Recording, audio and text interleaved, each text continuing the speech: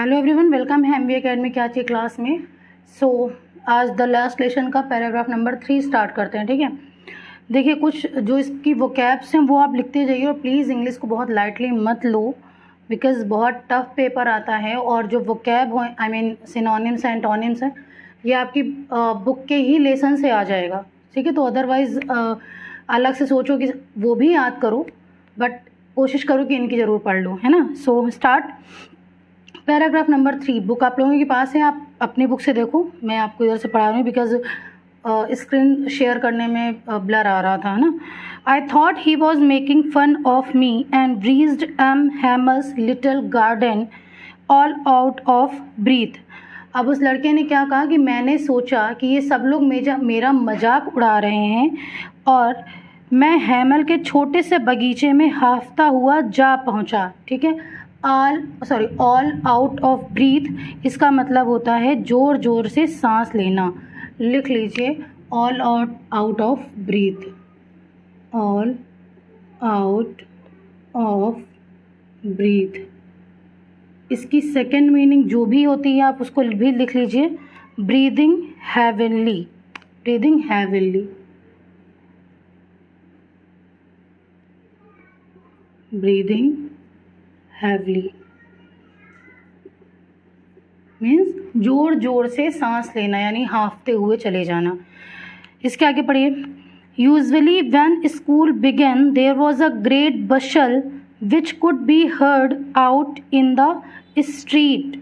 ठीक है, साधारणतः क्या होता था कि जब स्कूल शुरू होता था तब वहाँ अत्यधिक शोरगुल एवं हलचल होती थी। ठीक है, बशल का मतलब क्या होता है कि बहुत ज़्यादा शोरगुल, कोलाहल की स्थिति।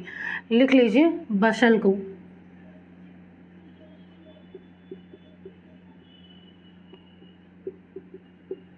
नॉइज़ भी बोल सकते हैं या फिर अप्रोर की कंडीशन होती थी।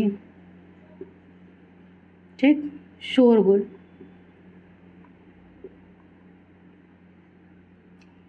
बहुत ज़्यादा शोरगुल होता था स्कूल में जब स्कूल स्टार्ट होता था, जिसे बाहर गली में सुना जा सकता था। मतलब इतना शोर होता था कि आप उसको बाहर से सुन सकते थे। ठीक, the opening and closing of desk lessons repeated in unison very loud with our hands over our ears to understand better and the teacher's great ruler rapping on the table. अब किस किस चीज़ की वॉइस सुनाई देती थी? इन यूनिसॉन का मतलब होता है ऑल टुगेदर, सभी एक साथ। लिख लीजिए, इन यूनिसॉन। इसका सेकंड मीनिंग होता है ऑल टुगेदर, सभी एक साथ। ठीक, सभी एक साथ। आप समझिए, डेस्क के खुलने व बंद होने की शोर, हाथों को कानों पर रखकर पाठ को ऊंचे स्वर में जो रिसाइट करवाया जाता था उसका शोर, दोहराना जिसे कहते हैं, जिससे कि हम पाठ और अच्छी तरह से समझ सकें, तथा अध्यापक के बड़े डंडे का मतलब जो रूलर होता है, रूलर को मोस्टली क्या कहते हैं, जो बड़ी सी स्केल होती है और डेस्क पे टीचर पटक रहा होता है कि शांत रहिए, डोंट मेक अ नॉइज़, उसकी आवाज़ भी गली तक सुनाई देती थी। कब? नॉर्मल डेज़ में। ये क्वेश्चंस बहुत आते हैं एग्ज़ाम में कि उस दिन की अपेक्षा, मतलब ऑल डेज़ की तरह उस दिन क्या डिफ़र था, क्या चीज़ थी जो उस दिन नहीं हो रही थी और सब दिन होती थी। ठीक है, next, but now it was also still I had counted on the commotion to get to my desk without being seen. Commotion means क्या होता है? कमोशन मतलब भी होता है कि शोरगुल, बहुत ज़्यादा नॉइजी प्लेस। ठीक है, देखो कमोशन को समझ लो, जैसे सपोज़ करिए कि कोई बहुत बड़ा सिंगर या फिर एक्टर आ रहा हो जिसको आपको मिलना हो, तो जो उसको मिलने की क्यूरोसिटी होती है ना, वो कमोशन कहलाता है। अगर वो उसको लेट हो रहा है, ठीक है, वो कमोशन है। भगदड़ मच रही है, शोर हो रहा है, लोग उसका चेयर अप कर रहे हैं, वेलकम कर रहे हैं, वो नहीं आ रहा, इट्स कॉल्ड कमोशन। लेकिन अगर इन्फॉर्मेशन आ जाए कि वो नहीं आएगा, तब जो क्वेश्चंस माइंड में आते हैं उसका जो शोरगुल होता है, जो हम इरिटेशन, गुस्सा निकालते हैं, इट्स कॉल्ड अप्रोर। ठीक, तो दोनों सिनोनिम्स हैं बट डिफरेंस ये है। सो कमोशन बहुत इम्पॉर्टेंट वर्ड है, ये बहुत इम्पॉर्टेंट वर्ड है। ठीक, कमोशन मतलब शोरगुल। इसकी सेकेंड मीनिंग अब नॉइज, अपरोर।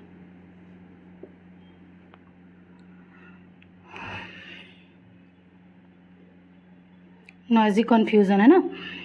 तो क्या बोल रहे हैं, तथा अध्यापक के बड़े डरने के मेज पर खड़े। लेकिन अब यह सब इतना शांत था। आज क्या था, सब कुछ शांत था, कोई शोरगुल नहीं था। अध्यापक का डेस्क पे रूलर भी नहीं पटका जा रहा था, ना तो कोई सब्जेक्ट डिसाइड कराया जा रहा था ना। निर्भर था कि मैं बिना किसी को देखे बिना अपने डेस्क तक लेकिन अब यह सब इतना शांत था। मैं उस शोरगुल को जो प्रायः कक्षा में रहता था पर निर्भर था। मुझे लग रहा था कि ये शोर क्यों नहीं हो रहा है, क्या मैं बहुत लेट हो गया या आज कोई बच्चा स्कूल नहीं आया। ठीक है, to get to my desk without being seen, but of course that day everything had to be as quiet as Sunday morning. लेकिन उस दिन इतनी शांति थी जैसे कि संडे की मॉर्निंग में शांति होती है। क्यों, संडे को स्कूल बंद रहते हैं, ऑब्वियस सी बात है, स्कूल से किसी भी तरीके की वॉइस नहीं आती इस वजह से। ठीक है, next, Through the window, I saw my classmates already in their places and M. Hamel walking up and down with his terrible iron ruler under his arm.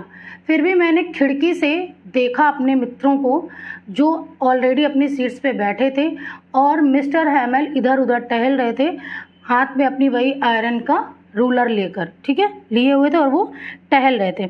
I had to open the door and go in before everybody. मैंने दरवाज़ा खोला और मैं सबके सामने जाकर खड़ा हो गया, मतलब पहुंच गया, प्रस्तुत हो गया। You can imagine how I blessed and how frightened I was.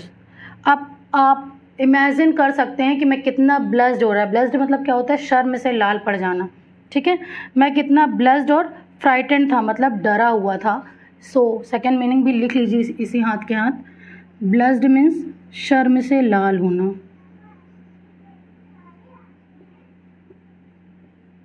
शर्म से लाल पड़ना। इसका सेकेंड मीनिंग भी लिख लीजिए, बिकेम रेड विद शेम।